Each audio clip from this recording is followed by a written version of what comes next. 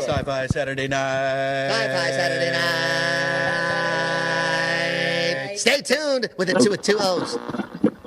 See? How's that? Sci-Fi Saturday night. Sci-Fi Saturday night. We will begin a mass invasion. We'll tell your people to surrender now and avoid war. Don't think you get me so easily! It is now time for us to put Earth under our rule. It's your sacred duty to tell us the truth. Confess that you've been guilty of witchcraft. You expect me to believe that you can overrun the entire world? We cannot be defeated. We have never been defeated. That is the message to bring your people. Yeah, they're dead. They're all messed up. Sci-Fi Saturday night. Welcome to yet again another Area 51 recording of Sci-Fi Saturday Night, the only podcast to guarantee that if you listen, you get to hear stuff. This week, it's episode 482. Let that number sink in for just a second. 482. What a phenomenal waste of time this has been. Oh my God. I can remember going back 15 years or so to episodes that were 3 hours long and episodes that were 15 minutes long. Thank you, Clear Channel, for cleansing me of that routine. And it's another pandemic countdown day here. So in Area 51 tonight, it's things that go yuck in the night. We're going to have fun tonight, guaranteed. But it's another social distancing show night. And because the whole world is still caught up in the pandemic, I have a couple of things I'd like to say about that. Get a shot. Don't be a jerk. Get a shot. Wear a mask. Social distance. Wear a mask. Stop being a wimp. Get a shot. Just do what you're told. Because sooner or later, all this stuff's going to end and we can get back to being normal again. And Commander Cam is joining us tonight. Commander, how are you? I'm doing just fine. Why, thank you very much, Sir Dome. How are things in your hermetically sealed cube tonight? I got some bad news for you, Dome. Uh-oh. What's going on? Well, you see, I got myself, one of those fidget spinner things, that apparently all the cool kids are using this year. That was like 5 years ago, but whatever. Well, you keep me locked up in a hermetically sealed container, I don't get out much. So I was playing with it, fidgeting it, and it may have gotten out of control, and the hermetically sealed container is no longer hermetically sealed. There's a nice little crack running right down the length of it. Oh, Lord. So you might want to call somebody in and fix that, I'm just saying, I'm calling the hamster patrol guys to get them to fix that. Yeah, would you please? They do a really good job, and they work for those little pellets. So hey, they do a good job. They do indeed. I'm still coughing from that drink that I had before we went on the air. Oh Lord, that was a dumb move, but what the heck? Good things happen to those who drink right before we go on the air, which in this case was me.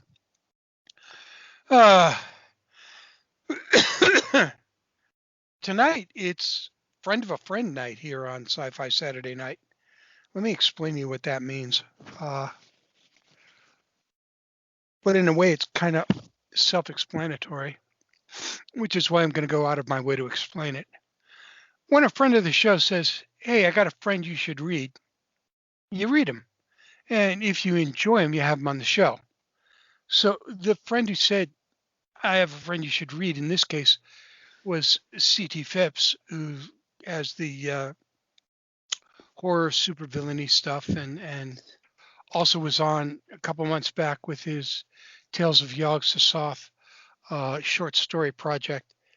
And he said, there's some other guys in the book. And I went, yeah, David Niall Wilson is in the book, and he's been on the show before. He said, yeah, but there's this other guy you should really read.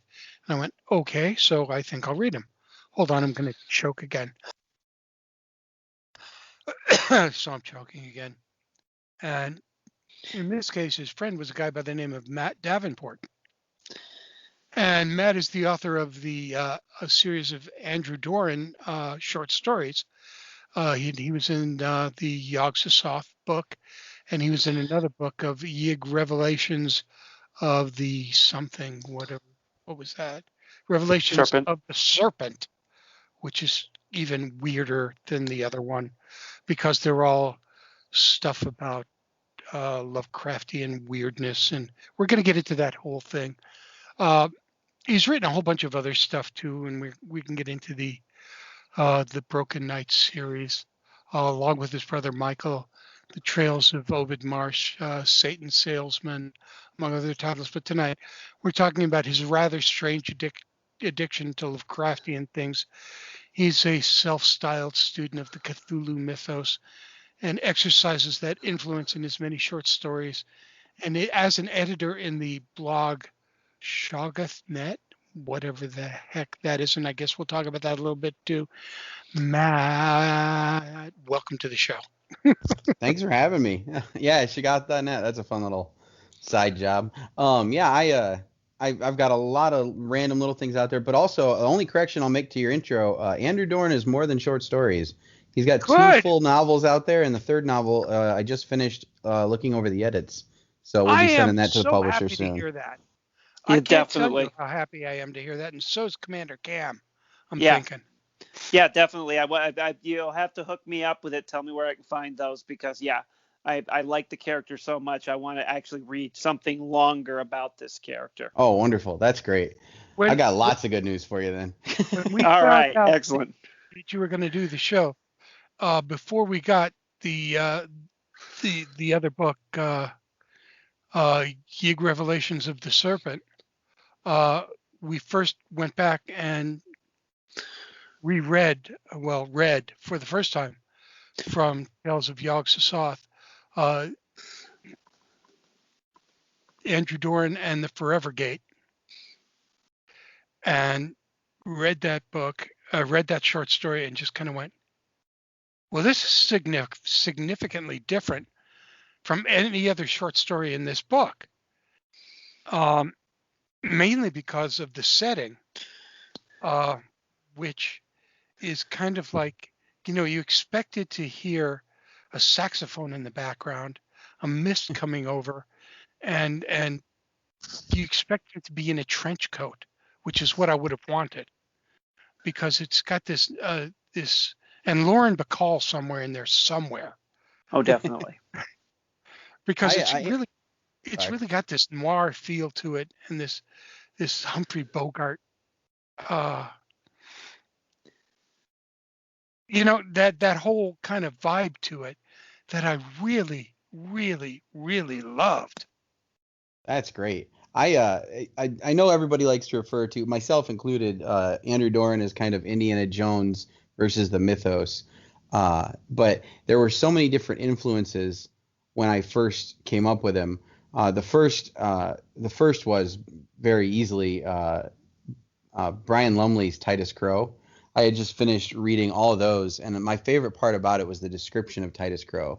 Instead of seeing the mythos and flinching, he punches it in the face, which is such a different take than anything Lovecraft. Because everything in Lovecraft is, he passed out, or he got dragged out a window, or he went into the tomb and he never came out, or he's the monster.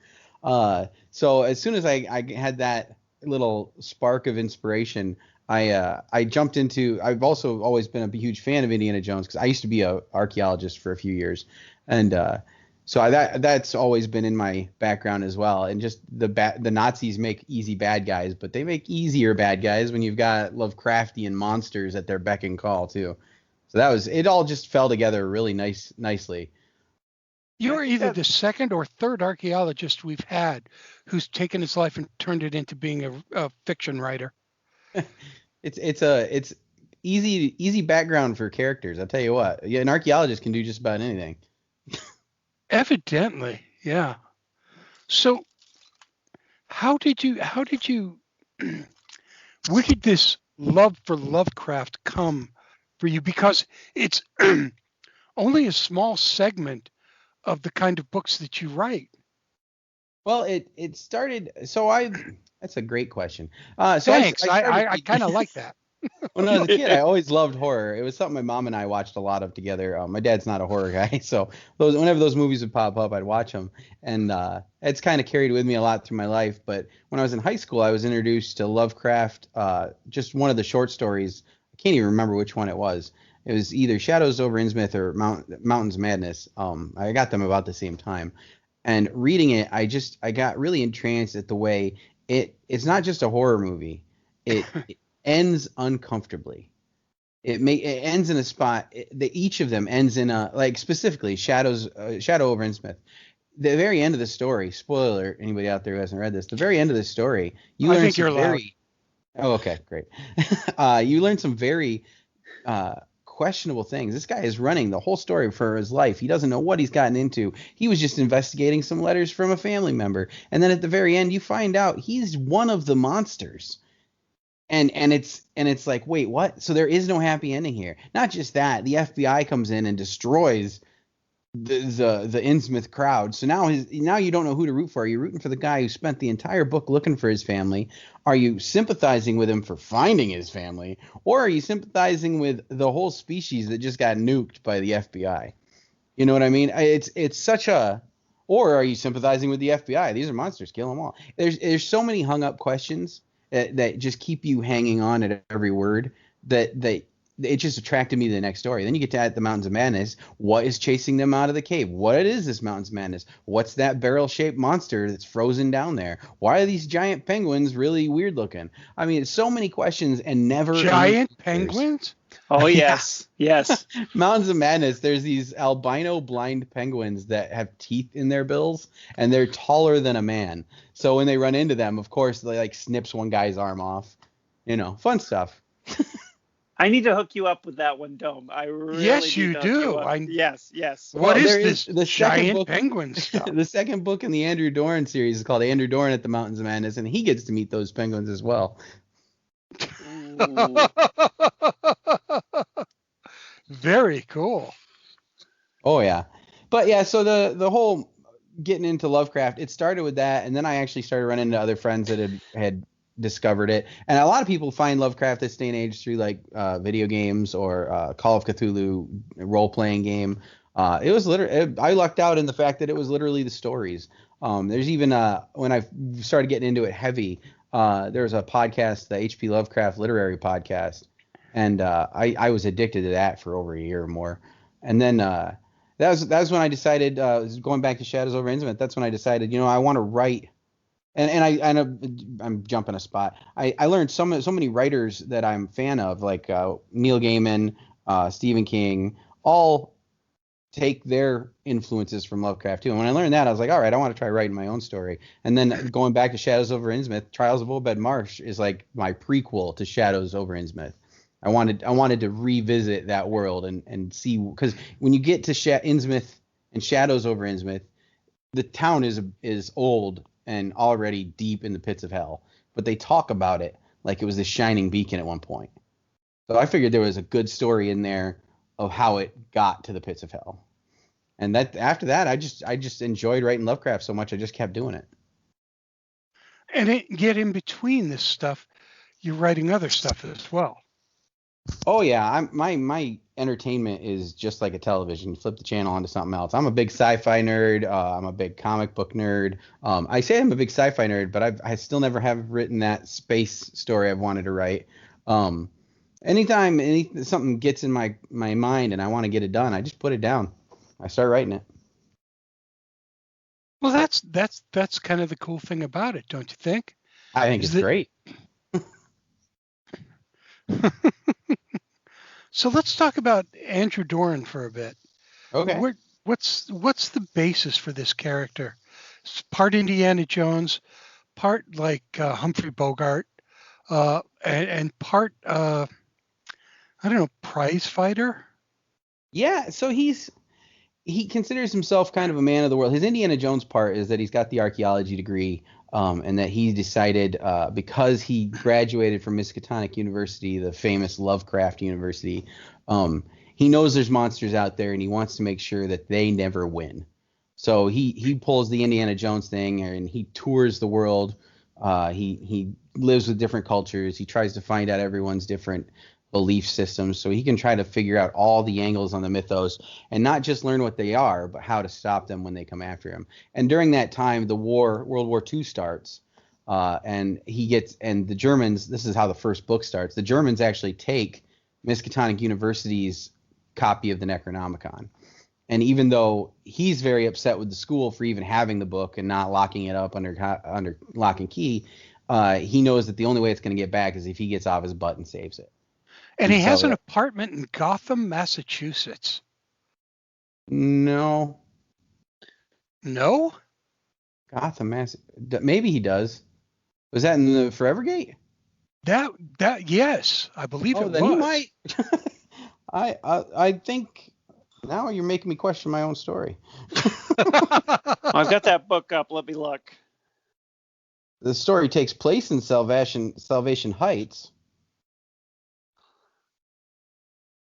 Which is the stories that begins? You're thinking Arkham, Massachusetts. Because Arkham. I'm sorry. Batman's yes. Gotham has Arkham, Arkham University. Yes, or Arkham Asylum. Yeah. So okay, I was confused there for a second. You had me scared. Threw me whoa, for did a I mess minute. something up? I'm going Arkham, and then I went. So that's how did that that's become taken from part of that Lovecraft. mythos? So that was taken from Lovecraft. Arkham Asylum is the scary place where Batman shoves his villains. Right. They took that idea directly from Lovecraft. Yep. So Arkham, the city of Arkham, is where Lovecraft basically bases all of his New England horror stories. It's like Stephen King with the town of Derry. Lovecraft just made this fake town filled with mythos and horror and everything, and that's kind of where everything happens. And so, Andrew Doran lives in Arkham now. That's where he keeps his apartment, and he goes back to that regularly throughout the whole books and everything. It's so weird, and you're sitting there and you're reading it, and Andrew has such a real feeling about him. I mean, I just appreciate that. I like that you get that from him. I love the way he responds to things, like in the Journey to the Serpent Temple. Things like the sea smells funny and the tree feels weird. Just his reactions to things like that. I think to go back to something that Matt you said earlier, and I didn't get a chance to second it, was if there was one thing that I was never crazy about the original books. I know I'm speaking heresy here, but you're actually going to say this now? Okay. Well, I'm going to say part of it. Okay. Is the fact that like you said, every character fainted, every character went insane, and I'm going, I can't believe every single person that there isn't people out there that can't look at these things and react like Andrew does. Like you said about Finch, is like punch it right in the face instead of being shocked. I like that kind of reaction. There should be characters that do have that kind of reaction, and those are. But of course, they shouldn't be a lot of them. But I love those characters that just are willing to look at that and go, no, I'm just going to hit you, or I'm just going to outthink you, or because Andrew actually more often than not, best I can tell, does outthink things as many times as he hits or shoots things. Sorry, I missed the last bit. The Andrew when you said Andrew, actually, my microphone cut out. Oh, sorry about that. No, it's just that he even Andrew, and quite often in just the two short stories I've read, which is why I'm interested in reading the bigger books, is he outthinks these things just as often as he punches it or shoots it, as we kind of implied. It's funny you say that, because I come from a background where I feel like over stimulus, reintroducing yourself to situations makes them seem normal. The more you do something, say you're constantly getting in car accidents, by the 10th car accident, you're probably not jumpy anymore. You know what I mean? And I kind of do that with Andrew Doran, and it's funny you say it that way because of course in great literary fashion, nothing comes without a cost. And in the first novel called The Statement of Andrew Doran, he actually explains, and it's actually a rather large plot point that I won't go into too much detail on. But every time he touches the mythos, every time he reaches into it, every time he sees too much, it kind of fractures him a little. Because a lot of the stuff that you see in Lovecraft, as described by Lovecraft, is mind-shattering, is mind-blowing. Well, okay, he can handle it, he can face it, he can run right at it, but at the same time, what's it cost him to do that? And I definitely got that feeling from when I was reading The Forever Gate, that there is a cost. And I completely agree with that. I think there should always, whenever you go up against something like this, there should be some kind of a cost. But yeah, I just like the fact that the cost isn't complete loss of his sanity.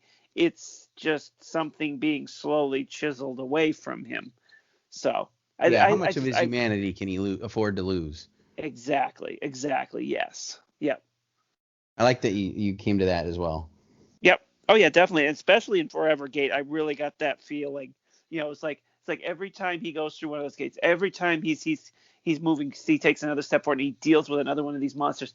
You know that there's just that little bit of him that's just getting chiseled away. Yeah. Well, and you also, not to toot my own horn, you also see it happen to his cohorts as well. Like Bethany has to make a choice, like the spaceship thing. There's a spaceship situation. I won't go too deep, but in the Forever Gate, and Bethany has to make a choice to help him there that could cost them time. And you can see every little thing in the Lovecraft mythos. I don't let it not have consequences, because it's no fun if it doesn't. I 100% agree. I 100% agree with that. But it's nice to see something, where they can, walk away. And even in this latest one, the Journey to the Serpent Temple, there are consequences. I don't want to get too details again, because I don't want to spoil the fantastic ending. At least I thought it was fantastic ending. But there are consequences to what Andrew has to do to resolve the issue he finds himself in the middle of. At least from my interpretation of what he had to go through. Man, I can't wait till you get to book 3. We really, after we go off the air, I really need to get a list here from you. Oh, I'll send you everything. All right, sounds good. Yeah, sometimes that's the curse of being, on this show, is that, we sit here and we go, I really want to, and then you sit there and, and now I've got a pile of books that's going up towards the ceiling of stuff that I really want to.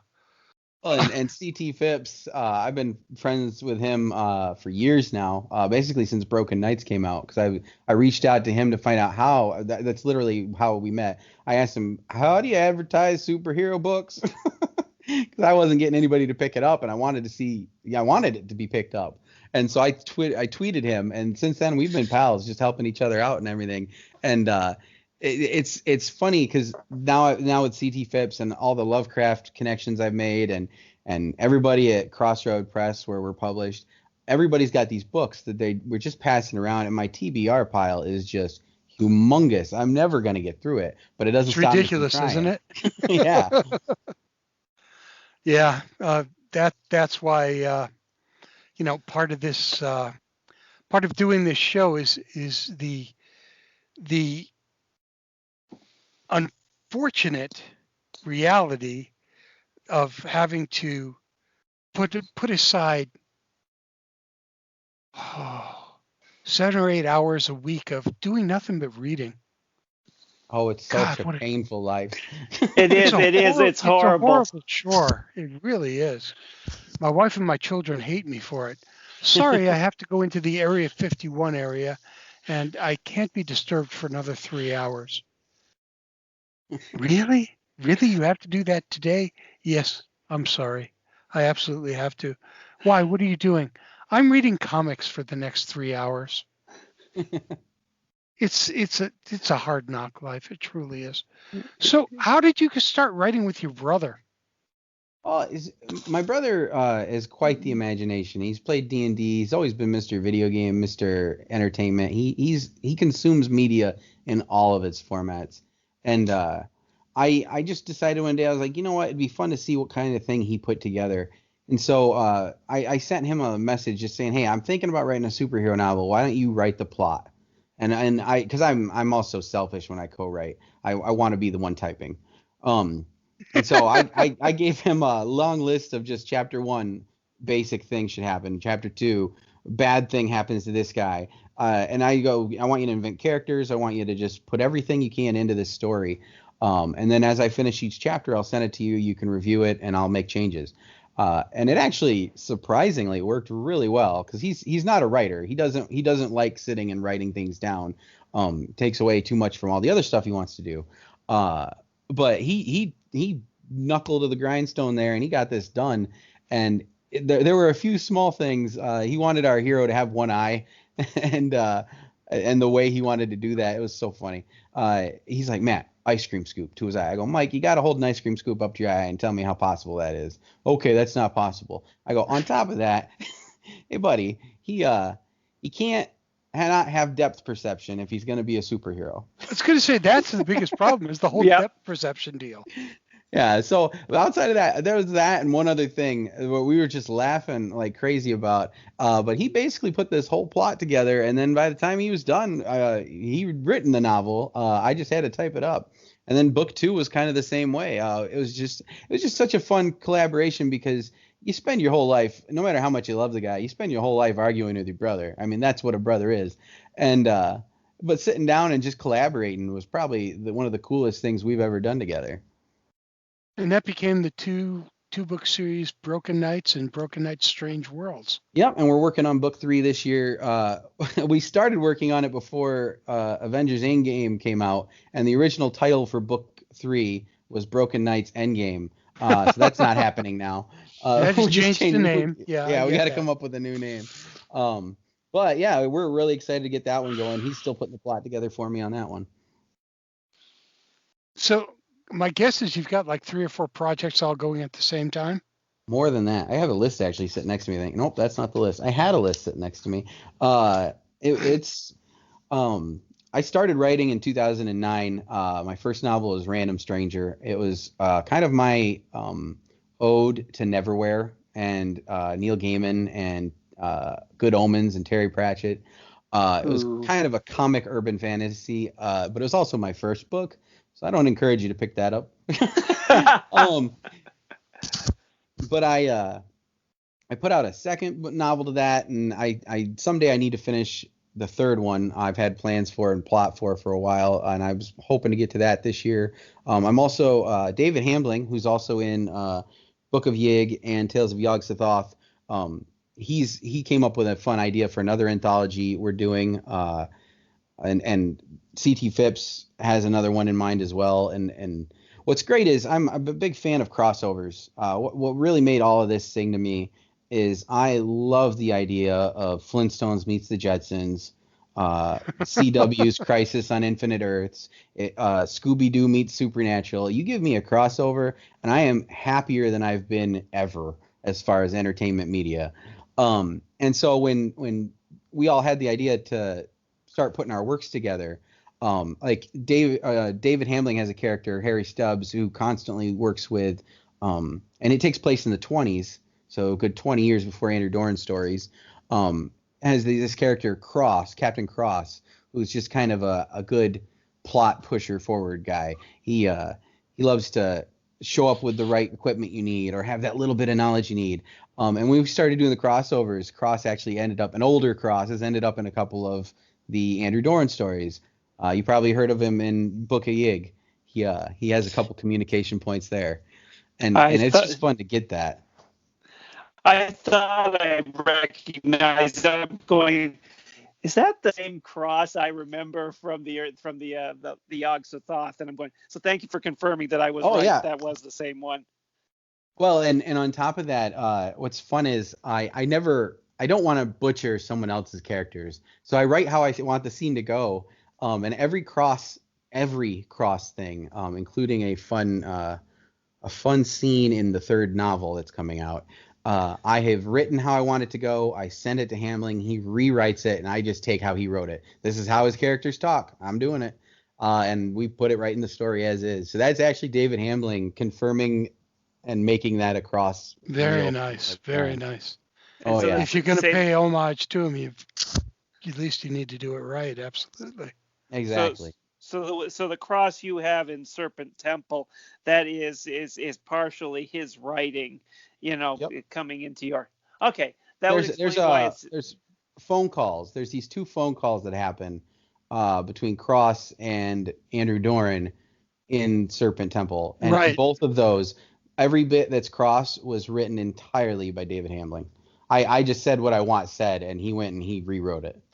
Because I just love Cross as a character, because you get him going. It's like, and it reminds me of this story where I was dealing with, and you got to cut him off, otherwise you're just never going to get a word in edgewise. You should really dive into the Harry Stubbs novels. His character, his entire character from beginning to end, from Broken Meats to the most recent books, just so great.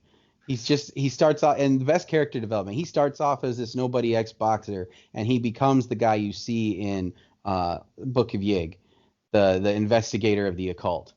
I mean, and that happens over books. It doesn't happen instantly. Like Andrew Doran just is Andrew Doran for the most part, with emotional growth.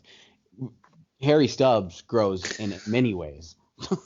So what you're basically saying is you're setting me up for immortality, because I can't ever die until I finished all of these books. Yeah, exactly. Well, thank you, sir. Welcome. I appreciate that. I'm here to help. All right.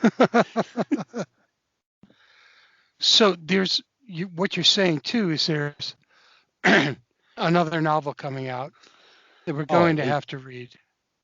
Yeah. So from the anthology standpoint, we've been talking. We want to do at least 3. So we did Tales of the Al-Azif, and we did Tales of Yog-Sothoth. So those same authors want to do at least a third. We've been talking about it. We haven't started serious discussions yet. And then David Hamling and I, whenever we're kind of antsy. So when we get antsy, we put out, we did Time Loopers last year, which is a time travel Lovecraftian anthology. And then we did Book of Yig, which just came out. And then we're actually talking about another one as well. We've actually started writing that one. Well, there seems to be a never-ending supply of some great characters and some great stories and some wonderful thought and some really cool stuff happening here. And I can't thank CT for turning me on to something I would have never gotten to on my own, and pushing Matt Davenport onto me, because this is certainly a place I would have never gotten to without a gentle shove on the back of my head into the screen. So geez, Matt, I can't thank you enough for coming on the show tonight, man. I can't thank you enough for having me. I appreciate it very much. I'm really excited to talk about these stories, especially with people who enjoyed them. That's wonderful. I'm so happy you guys loved it. I mean, this is the most fun I've had with the genre I know nothing about. This is the first taste is free. You know what they say? The first taste is free. You're about to lose your entire sanity. Well, that'll be a short trip for Phil. He's you had me on 5-foot albino penguins with teeth. And that's a Lovecraft original. I didn't come up with that. That is entirely Lovecraft. If you only knew how much you had me with that. So you got to promise me, when the new Doran book comes out, you're going to come back. Gladly. I will come back as much as you want me to. It sounds like a plan. Our guest tonight has been an interesting chap, if ever there was one. Matthew Davenport. Thanks so much, man. Thanks again for having me, guys. I appreciate it. Sci-Fi Saturday Night is the official podcast of Granite Con, Plastic City Comic Con, and the Upper Valley Comic Expo. We are also sponsored by Dreamforge Magazine, a superb magazine of fantasy and science fiction, and Comic Art House. Visit Comic Art House for some of the best deals on original art from dozens of your favorite artists. And if you're looking for a really great gift book for that rapidly approaching semi-annual Fairbanks Melt Days celebration, consider a look at Sci-Fi Saturday Night's first anthology, My Peculiar Family, now on Amazon and BarnesandNoble.com. My Peculiar Family, the audiobook, is available on Audible, because I'm not sure where else you can find it. Our intro production was provided by Rob Watts. For more of his amazing stuff, just look at robwattsonline.com. And don't forget to try the Watts sauce we love it. Our outro was provided by Lawrence Made Me Cry. You can find Lawrence Made Me Cry's music on Bandcamp, and a whole lot of love to Jojo and Celine. Many thanks to the gang. From his booking books, thank you, Captain Cam. This is Dome saying, Terry and Jeannie, shared pain is lessened, shared joy increased. Thus do we all refute entropy. Better things are coming, Stacy. Stay strong, Liz. So, unless it's daytime, good night, everybody. There once was a girl from Nantucket. Good night, everybody.